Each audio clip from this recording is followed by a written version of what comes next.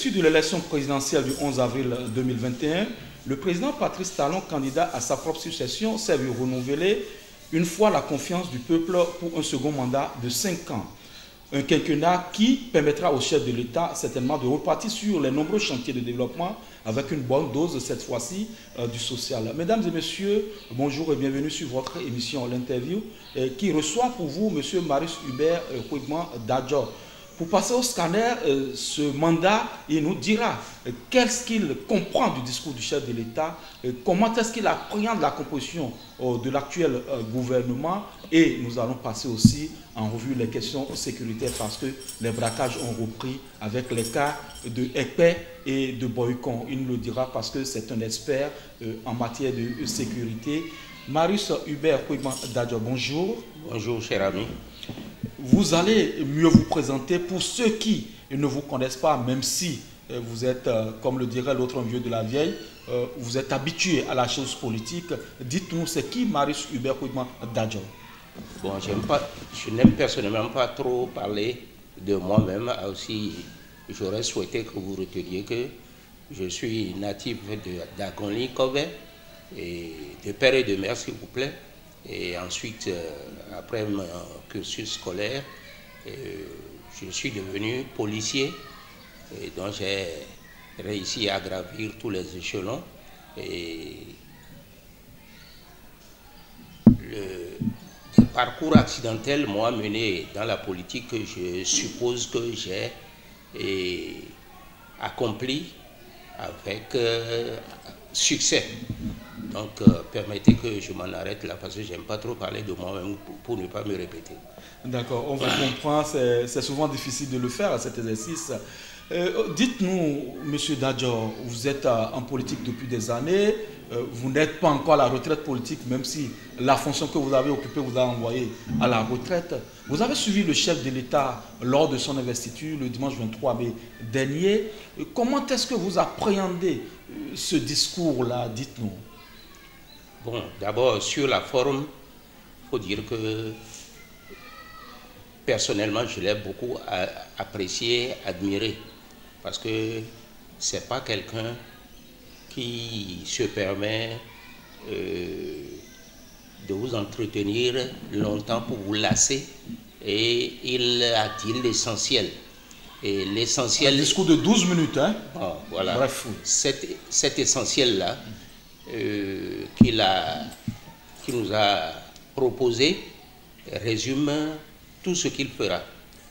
Et avec un peu de recul, connaissant l'homme et son franc-parler, parce qu'en réalité, même si ça devrait vous choquer, M. Patrice Talon vous dit la vérité. Il n'y va pas avec le dos de la cuillère, il y va peut-être avec une pointe de franchise qui frise la brutalité. Ben, il a tout dit. Alors, sur le discours, vous avez parlé de social. Bon, je pense qu'il continuera et peut-être il va remodeler ce qu'il faisait, parce qu'il n'avait pas manqué de mettre un accent particulier sur le social. Sauf que ses collaborateurs,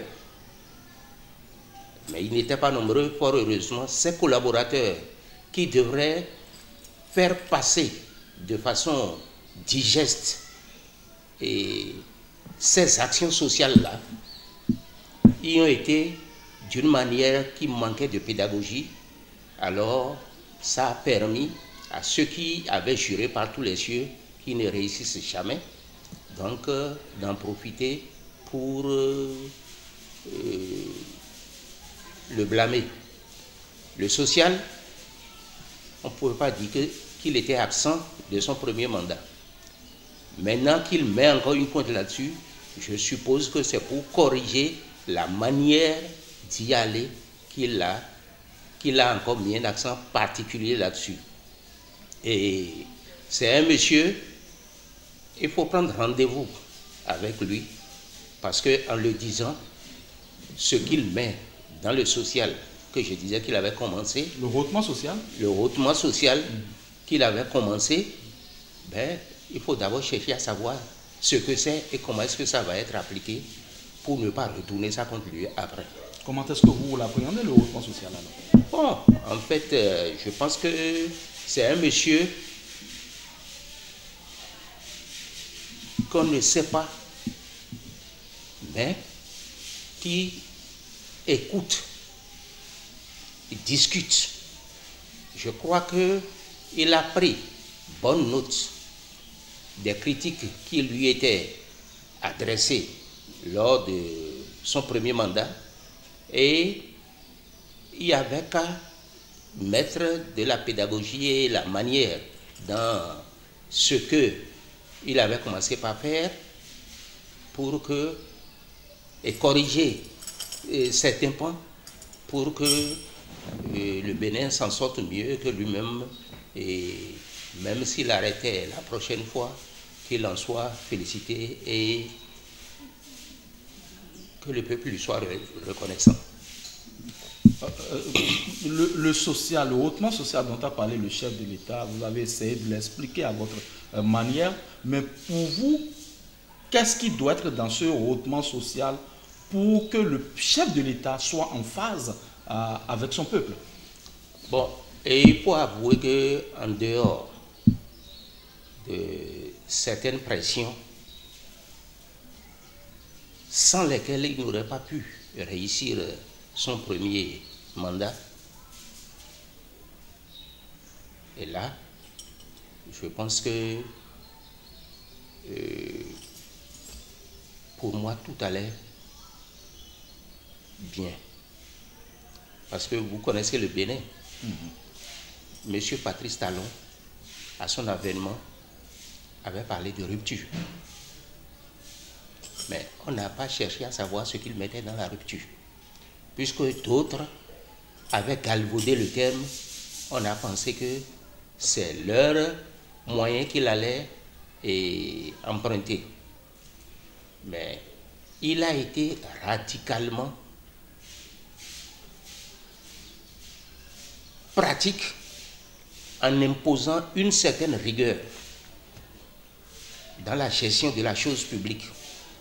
Or, le Béninois,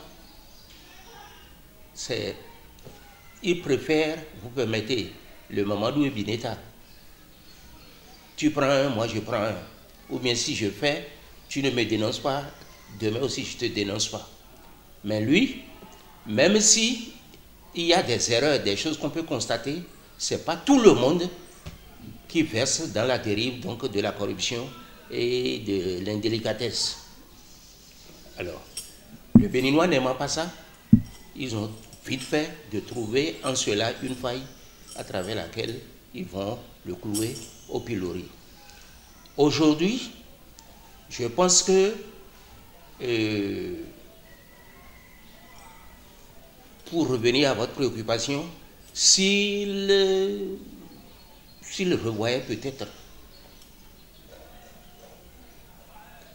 s'il forçait moins sur les libertés publiques, ensuite, en pensant à la gestion des syndicats, lesquels avaient toujours été manipulés, et que ces syndicats aussi prennent l'engagement du développement en internant pratiquement son mode d'action. Parce que ce que lui il fait, ce n'est pas ça nécessairement qu'un autre aux affaires ferait. Et c'est au bout donc de ces réalisations, c'est à l'aune de ces réalisations qu'il faut le juger. Bon, mais les gens pensent que non, pendant qu'il est aux affaires, c'est tel que les autres ils pensent qu'ils doivent le juger. C'est un tort. Bon, donc, pour faire bref, je dirais que ce qu'il avait commencé par faire, il y mettra de la pédagogie pour que le peuple le comprenne mieux, et ce n'est pas pour autant qu'il va se laisser freiner dans ce qu'il doit faire parce que son mandat est contenu dans un certain délai.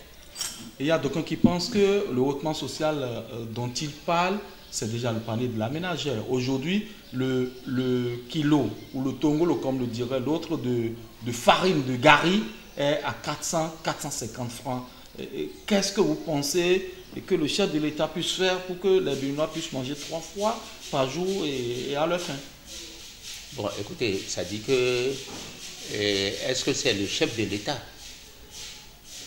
Moi, je suis d'une zone particulièrement rurale, donc d'Agoni, et hautement producteur. Et je ne manque pas d'aller chez moi. Et je suis souvent au contact de mes frères qui sont restés au village, qui vont au champ. Ce n'est pas le gouvernement qui a fait que le prix du gari a monté. Au contraire, les routes qui ont été faites, pour ne citer que ça, permettent une bonne évacuation des produits, des denrées alimentaires pour que ces produits ne coûtent plus cher. Mais il y a des phénomènes qu'on ne doit pas ignorer, qui pèsent sur les coûts, même la production et tout. Bon. Je donnerai l'exemple, par exemple, de la transhumance. En pays agoni, il est difficile de trouver le manioc maintenant, les boutures de manioc. Pourquoi? Parce que la transhumance doit être repensée autrement. Les bœufs qui traversent le territoire national pour le Nigeria, par exemple, du Burkina Faso, du Mali, du Niger pour le Nigeria surtout, mais ils font la razzia, ils bouffent, ils mangent les cultures au point où le peu qui reste pour être revendu revient cher. Ça, c'est un exemple que je vous donne. Le panier de la ménagère, parlant donc du gari ou bien du maïs, c'est un peu ce qui fait que ça peut coûter cher. Maintenant, qu'est-ce qu'il va faire? Je sais que c'est un monsieur qui a ses sources, qu'il apprécie, et avant de mettre ses actions en pratique. Moi, j'aurais suggéré qu'il ait une attention particulière pour la transhumance dont je parle, des animaux, des bœufs surtout, qui traversent le territoire national, et que ce soit bien codé et rigoureusement interprété, parce qu'en réalité, en dehors de ça, peut-être que... Bon, j'ai entendu dans le discours, et dans son discours d'investiture, il a aussi parlé de la mécanisation de l'agriculture. Il y aura le produit, quand il y en aura en quantité, bon, et je pense que ça participera aussi de la chute, donc, du coût de vente. Voyez-vous, donc c'est pas à nous de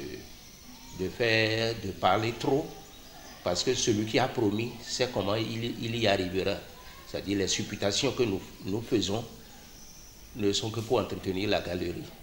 Il faut faire confiance à celui qui a parlé et prendre rendez-vous au bout de son mandat pour le juger par rapport aux résultats qu'il aurait pu engranger. Oui, puisque vous avez dit que c'est un chef d'État qui a l'écoute de son peuple, tout ce que nous disons, c'est peut-être pour lui donner aussi des sources de réponse afin qu'il puisse actionner et ces leviers-là. Sur ce panel de hautement social, vous allez nous dire, monsieur Dadjo, si vous étiez un conseiller du chef de l'État, qu'auriez-vous proposé au chef de l'État pour qu'il atteigne son objectif de hautement social? Bon, j'avais commencé déjà par dire qu'en réalité, il est difficile que Paul ou Jacques vienne déposer ses idées dans son escarcelle pour qu'il en sorte quelque chose. Le mieux, c'est de faire confiance, parce que en proposant au peuple ce rendez-vous du hautement social, il sait ce qu'il y a mis. Nous, qui prenons ça et l'agitons, mais écoutez, moi, je ne suis pas de ceux qui...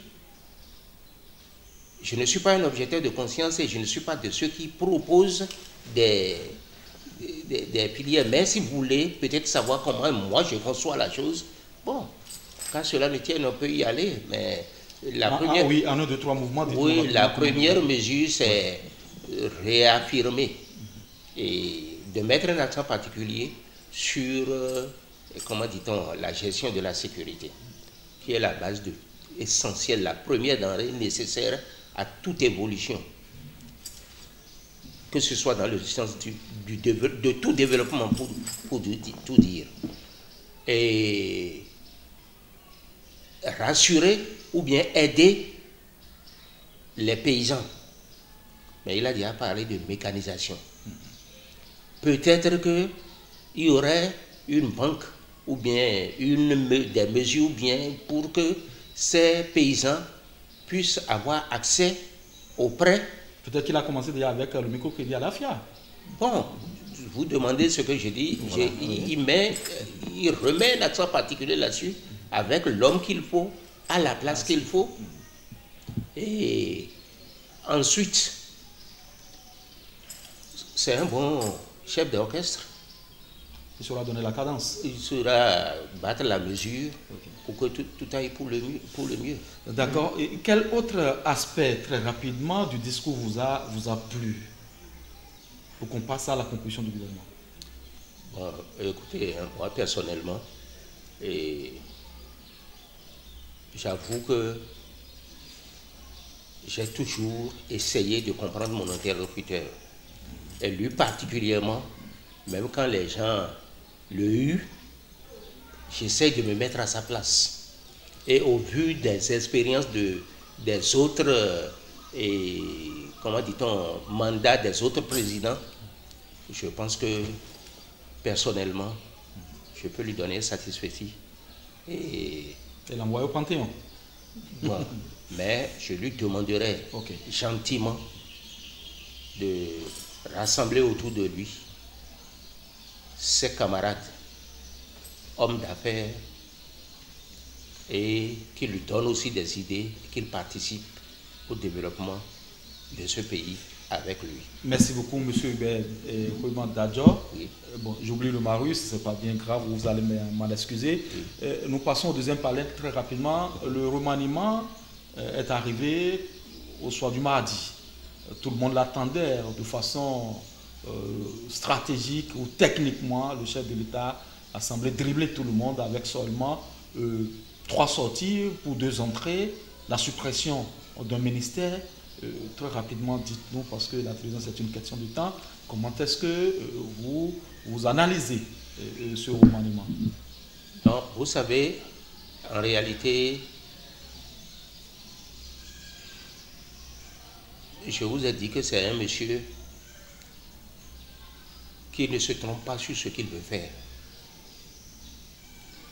Je ne dis pas que c'est un surhomme, mais il a une intelligence largement au-dessus de ceux qui veulent nécessairement être les gérants donc de la société béninoise, de ce peuple-là. Il y a un adage qui dit qu'on ne change pas une équipe qui gagne. Pourquoi? Parce que c'est un nouveau mandat. D'aucuns auraient voulu qu'il change l'équipe qui soit là, qui l'avait aidé à en arriver là, à être apprécié. Parce que qu'on parle d'opposition qui n'appuyait que sur la démocratie, alors que la démocratie, il y a plusieurs entendements à ce terme, à cette terminologie. L'Amérique, là où on parle de démocratie, sa façon d'être démocratique, vous avez vu comment les Noirs sont tués. Comment est-ce qu'ils refusent que ces soldats soient traités devant la Cour pénale internationale au même titre que les autres, ainsi de suite. C'est-à-dire la démocratie, quelquefois, il faut savoir ce qu'on y met. Et ici, s'agissant de la formation du régime, du gouvernement, je vous en prie, moi je pense qu'il a bien fait que de maintenir ceux qui l'ont aidé, qui ne l'ont pas trahi. Il a bien fait de les maintenir aux affaires pour ne pas être obligé de recomposer la cadence de la musique de sa deuxième mandature. Donc, personnellement, je ne vois pas ce qu'on lui aurait reproché. En lui renouvelant le mandat, c'est qu'il est intelligent, il a renouvelé aussi sa confiance à la plupart de ses ministres pour ne pas être obligé d'avoir à reprendre. Moi, c'est ce que je trouve à dire là-dessus, pas plus. D'accord. Le deuxième mandat a commencé depuis quelques jours déjà. Quels sont les grands axes de développement, ces leviers sur lesquels le chef de l'État devra actionner? Vous avez commencé déjà par développer cet aspect, mais dites-nous dans le fond, quels sont ces axes de développement que le chef de l'État devra actionner pour plus de productivité, pour plus de rayonnement de notre pays? Pour plus de rayonnement de notre pays. C'est-à-dire, aujourd'hui, en réalité, le chef de l'État a besoin de faire comprendre à son peuple ce qu'il fait, d'où on est parti et là où on va. Donc, à partir de ce moment, je n'ai pas de doute qu'il sache déjà ce qu'il doit faire. Il a supprimé le ministère de la Communication. Parce qu'en réalité, ce à quoi ça servait, au hasard, c'est-à-dire à la surprise de tout le monde, lui-même, en suivant une émission, a intervenu directement pour expliquer ses raisons. Or, ces raisons tiennent à beaucoup de choses qu'on ne savait pas qu'il savait. Ce n'est pas sous sa mandature que les journalistes que vous êtes, vous-même vous aviez proposé ne pas être sous le joug d'un ministère qui régenterait la chose là. Comment dit-on? La presse. Et pour la liberté de la presse, vous l'avez réclamé. Vous aviez fait des suggestions. Aujourd'hui, il a supprimé le ministère. Vous devriez être les premiers à l'applaudir. Donc, sur ce plan-là, qu'il essaye d'apporter un souffle financier à la bonne presse, parce que il y a les gens, beaucoup de gens ont envie d'aller s'engouffrer au niveau des médias pour être des mercenaires. C'est l'argent qui les meut. Ce que vous voulez qu'ils soient, vous leur dites, et quand ils sont intelligents, ils tournent les idées pour vous aider à aboutir. Mais la plupart, malheureusement, c'est-à-dire, même quand vous voyez les publications, c'est les mêmes publications qu'on voit à travers tous les journaux, et dès lors que ça se passe comme ça veut dire que c'est commandité. Maintenant, de son côté, et avec la nouvelle posture qu'il donne, et donc à la gestion des médias, je souhaite que ceux qui sont autour de lui, ou bien qui veulent expliquer l'action gouvernementale, ne soient plus arrogants. L'arrogance n'est pas une bonne école pour se faire comprendre. Les gens qui chocobient là, pour parler termes ivoiriens, doivent retourner à une autre école. Ils n'ont pas deux têtes.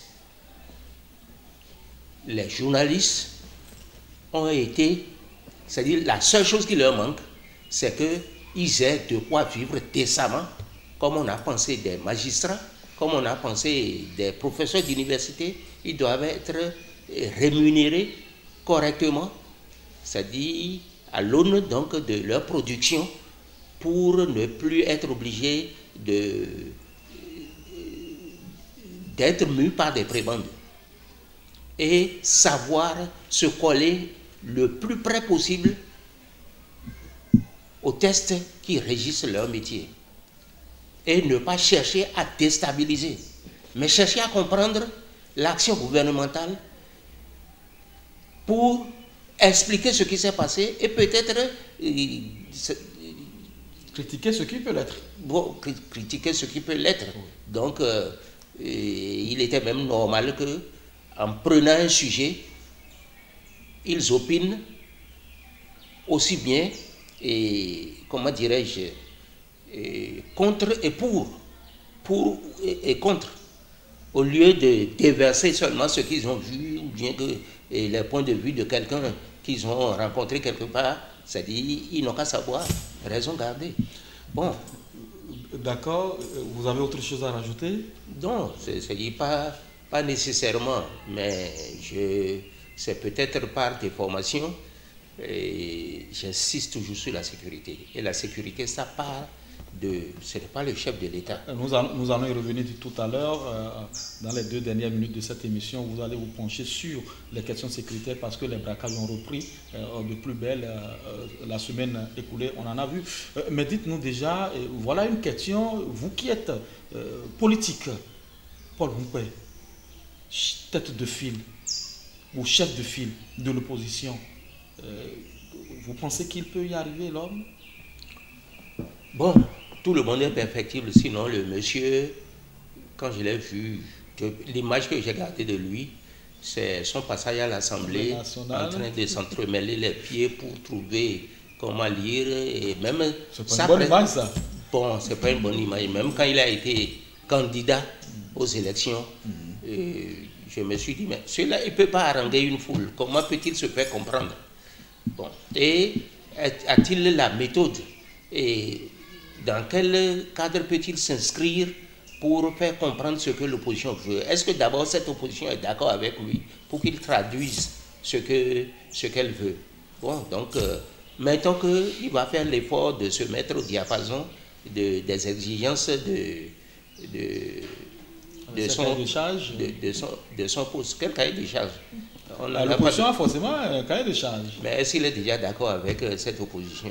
Mais il est d'accord. Il est d'accord pour être chef de file. Non, donc il est d'accord avec le cahier de charge. On a vu que lors des dernières élections, la FCBE, quoi qu'on en dise, a été la meilleure formation politique de l'opposition. À quelque chose près devant le PRD. Mais le PRD est de la mouvance. Bon, oui et non, mais puisque à l'investiture, on a vu le président Mbouedi dit nous sommes de l'opposition, nous avons participé à l'élection du président Talon et nous sommes fiers, il a dit. Non, c'est-à-dire qu'on a beau dire, c'est-à-dire il n'est pas interdit que dans une démocratie, il y a des courants. Est-ce que vous voyez? Oui.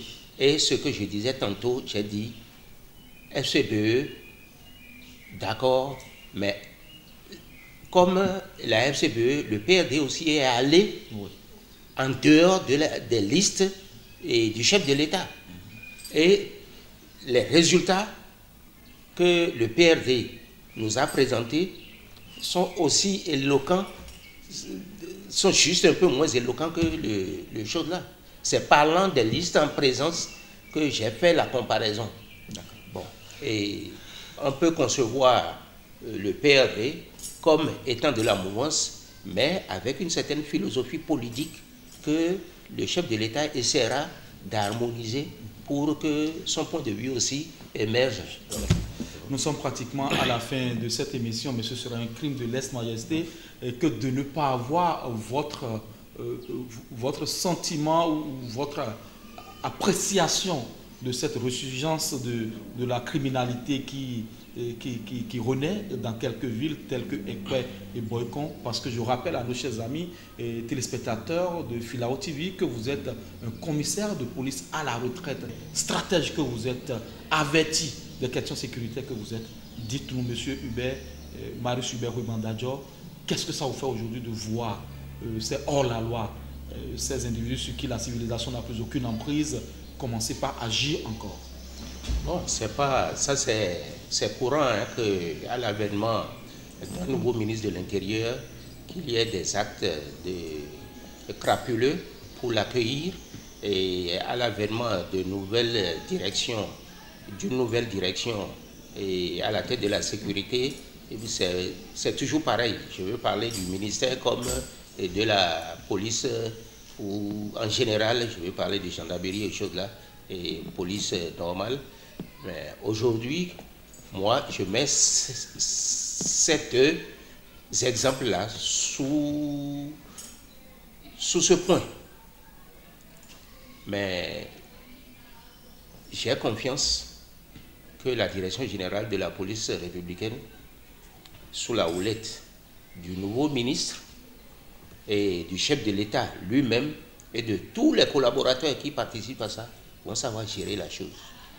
Ce que nous n'avons pas eu le temps de dire, c'est que je connais un peu le chef de l'État. Il connaît très bien, je dis très bien son pays, et au fait de tout ce qui se passe. Il a l'intelligence des actes qu'il doit poser et il suit tout. Vous avez parlé de résurgence, mais qu'est-ce qui a été fait pour que, plus que jamais, plus que tous les régimes, enfin, en dehors de celui du PRPB, qu'est-ce qui a été fait pour que les braquages et autres là, et actes crapuleux soient réduits à leur strict minimum. Mais lorsqu'il a pensé que, enfin, c'est lui qui l'a pensé et l'a géré. Je ne veux pas trahir un secret. Et ça a marché. Peut-être faille-t-il revenir au même principe pour tout gérer. Mais le football, là. Voilà, nous sommes à la fin de cette émission. Une toute petite parenthèse pour fermer. Je rappelle aussi que vous avez été président de la Fédération béninoise de football. Quel avenir pour notre équipe nationale? Bon, il faut dire que l'équipe nationale se porte très bien. Et nous avons, même le sport béninois en général, je dirais. Et moi, c'est là-dessus que je féliciterai encore une fois de plus le chef de l'État qui a su maintenir comme jamais le même ministre à la tête de ce département. Un monsieur éminemment intelligent, je veux parler du ministre, oui, qui a su rentrer dans la maison sport, s'approprier et ses rouages pour savoir les thérapies qu'il fallait apporter. Et il a été accompagné par le chef de l'État. Les résultats ont commencé par prendre. Ce n'est plus un épiphénomène qu'on apprenne aujourd'hui. Navigation à vue? Non, c'est pas ça. Puisque moi, j'ai souffert de ça. J'ai dénoncé plusieurs fois le ministère. Mais il reste encore des gens autour et dans le sérail. Dans le système actuel? Dans le sérail, pas système, dans le sérail donc du sport, des opportunistes et des parvenus. Vous voyez des gens qui n'ont jamais été du cyclisme, par exemple, un exemple, qui veulent être président du cyclisme, de la Fédération béninoise de cyclisme, ou de ci, de ça, volleyball et tout le reste. Est-ce que vous voyez? Vous n'avez jamais été au fait de la chose et vous voulez coiffer, gérer ça au sommet. Bon. Ben, en fait, revenons à la ligne au football. Moi, je pense que le fait d'avoir fait revenir un entraîneur qui connaissait bien le Bénin, qui était parti et vraiment souffrant moralement, parce qu'il a été martyrisé à son départ. Et il a eu le courage de postuler encore, il est revenu, on l'a choisi. Il adapte le système de jeu qu'il faut c'est-à-dire à notre 11 national pour faire les résultats qu'on connaît. Maintenant, si à la base, dans les championnats, tout allait correctement, on commencerait par faire de grands joueurs exportables et compétitifs aussi à ce niveau-là. Moi, j'ai espoir que les performances iront grandissantes. Les performances iront grandissantes. Et que le Bénin sera entendu à des niveaux insoupçonnés. Nous sommes un petit peuple, mais il y en a plus petits que nous qui se font respecter. Nous serons au nombre de ceux-là et plus personne ne nous fera peur. Merci, M. Hubert, Marius Hubert Kouigban-Dadjo, nous sommes à la fin de cette émission. Votre mot de fin. Non, je vous remercie de me recevoir. Vous m'avez donné l'occasion de livrer sur le vif mes idées sur certains points qui préoccupent les Béninois aujourd'hui. J'espère qu'ensemble, et je souhaiterais que le Béninois ne soit plus que critique, qu'il participe effectivement avec le cœur à ce qui est. Et la vérité, c'est que c'est Dieu qui donne le pouvoir. Pendant que vous n'êtes pas à un poste de responsabilité, il faut aider celui qui est là, autant qu'il veut, à réussir son passage. Okay. Faire autre chose que d'être dans les critiques, c'est criminel. Et en son temps, vous ne serez plus gênant. Parce que même quand on retourne dans la politique, des gens ont juré par tous les cieux qu'il n'y aura pas élection. Oui. Mais s'il n'y a pas élection, il y a quoi? Il y a le chaos. Au nom de quoi? Et le chaos, ça sert à quoi? Regardez ce qu'il y a eu à gauche et à droite. Mais tout est prévisible, on va gérer ça. D'accord. Puisque vous parlez de cœur, c'est une question fermée pour vous, Marius Hubert Kouigban-Dadjo. Si le chef de l'État vous appelait demain pour venir l'aider en tant que conseiller à la sécurité, est-ce que vous êtes encore prêt à accompagner le chef de l'État pour le mieux-être de votre pays? Dites-nous, la main sur le cœur, une question fermée, oui ou non? C'est une question fermée, oui ou non? Oui. Merci beaucoup. Mesdames et messieurs, vous avez compris, nous avons reçu pour vous ce matin Marius Hubert Kouigban-Dadjo, commissaire de police à la retraite. Il a décrypté l'actualité. Nous avons passé en revue le discours du chef de l'État, la composition du gouvernement, les questions sécuritaires, le football et tous les autres sujets. Merci de rester connecté sur votre chaîne de télévision Filao TV, au-delà du digital, l'info vraie. À très très bientôt.